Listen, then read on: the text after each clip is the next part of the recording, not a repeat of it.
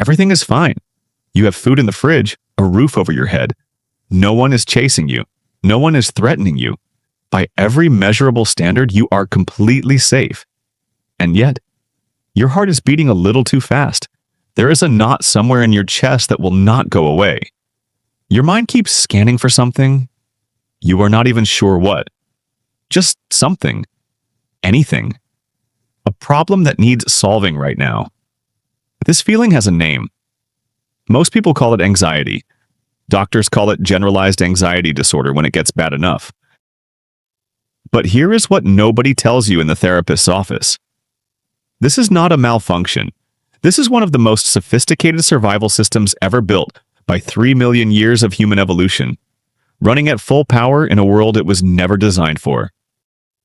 Your brain is not broken. It is doing exactly what it was built to do. The problem is what it was built to do no longer exists. Deep inside your brain sits a structure called the amygdala. It is about the size of an almond, and it is the oldest part of you. While the rest of your brain evolved over millions of years into something capable of writing poetry and solving math problems, the amygdala stayed almost exactly the same. It has one job. One single job it has been doing without a break for 3 million years. Find the threat. Sound the alarm. Keep you alive. Every second of every day, your amygdala is scanning your environment. Not just what you see, what you hear, what you smell, the tension in someone's voice, the way a shadow moves, the slight change in someone's facial expression across the room. It processes all of this before your conscious mind even registers it. By the time you think to yourself, wait, something feels off, your amygdala already fired the alarm 10 seconds ago. Your heart is already beating faster. Your muscles are already tensing. Stress hormones are already flooding your bloodstream. You did not decide to feel anxious. Your amygdala decided for you, and here's the thing. For 3 million years, that early warning system was the difference between life and death. The ancestors who felt anxiety, who stayed alert, who never fully relaxed, who always scanned for the next threat, those were the ones who survived long enough to have children. You are sitting here today because your ancestors never stopped worrying. Here is the math your brain learned to run 50,000 years ago. If you hear a rustle in the grass and you panic, and it turns out to be nothing, you wasted energy. You looked foolish, you were wrong, but you are alive. If you hear a rustle in the grass and you stay calm, and it turns out to be a lion, you are dead before you hit the ground. Your brain ran this calculation millions of times across millions of generations. And it came to a very clear conclusion.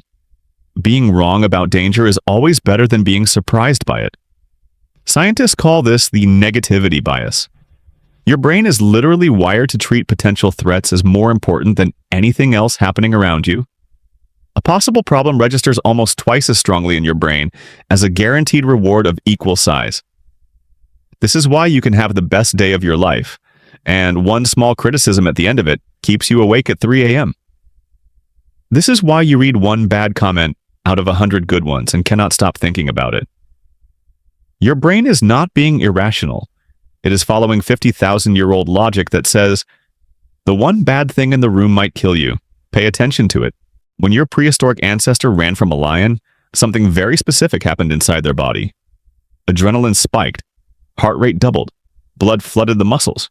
Digestion shut down completely. Every system in the body redirected toward one single goal: run faster, hit harder, survive right now. And then the lion was gone, and within about 20 minutes, the body reset. Stress hormones dropped, heart rate slowed, digestion came back online. The system returned to baseline. This is called the stress response, and for 3 million years it worked perfectly.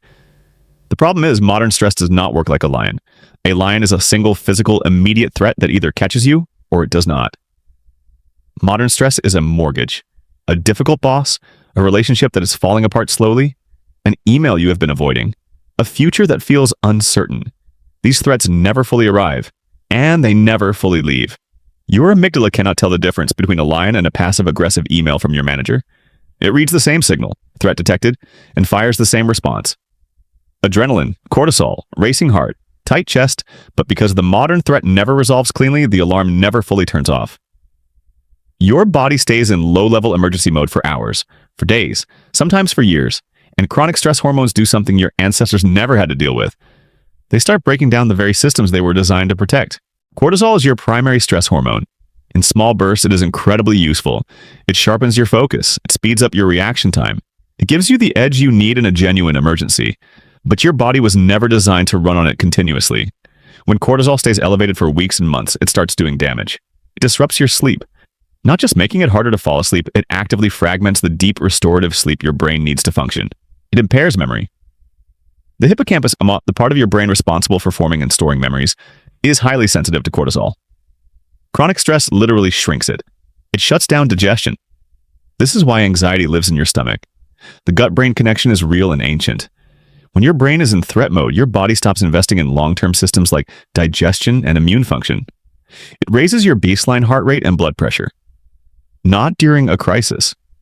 Permanently.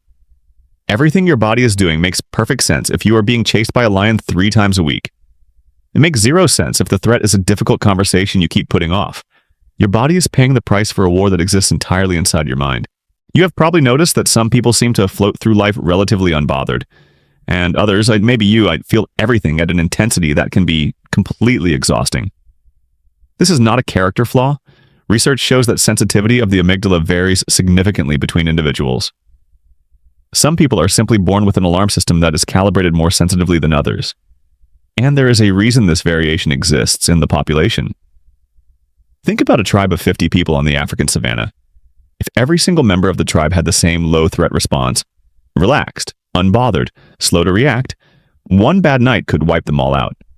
But if some members of the tribe had highly sensitive alarm systems, always alert, always scanning, always the first to notice something wrong, those individuals were the tribe's early warning system.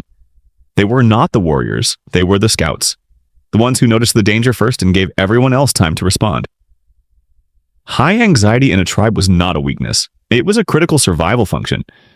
You were not born anxious because something went wrong. You were born anxious because your ancestors needed someone like you. So the next time your chest tightens for no reason, the next time your mind races through every possible thing that could go wrong, the next time you lie awake at 3 a.m. running scenarios that will probably never happen. Remember this. You are not weak. You are not broken. You are not failing at being a normal person. You are running a 3 million-year-old piece of software that was so good at keeping humans alive that it got passed down through every single generation without ever being turned off. Your anxiety kept your ancestors alive in the dark. It kept watch while the tribe slept. It noticed the rustle in the grass before anyone else did. It just does not know that you are not on the savannah anymore. The world changed in 200 years. Your brain is still catching up. And knowing that, really understanding where this feeling comes from, that might not make the anxiety disappear. But it changes what the anxiety means. You are not losing your mind. You are carrying the most battle-tested alarm system in the history of life on this planet. It just needs to learn that you are finally safe.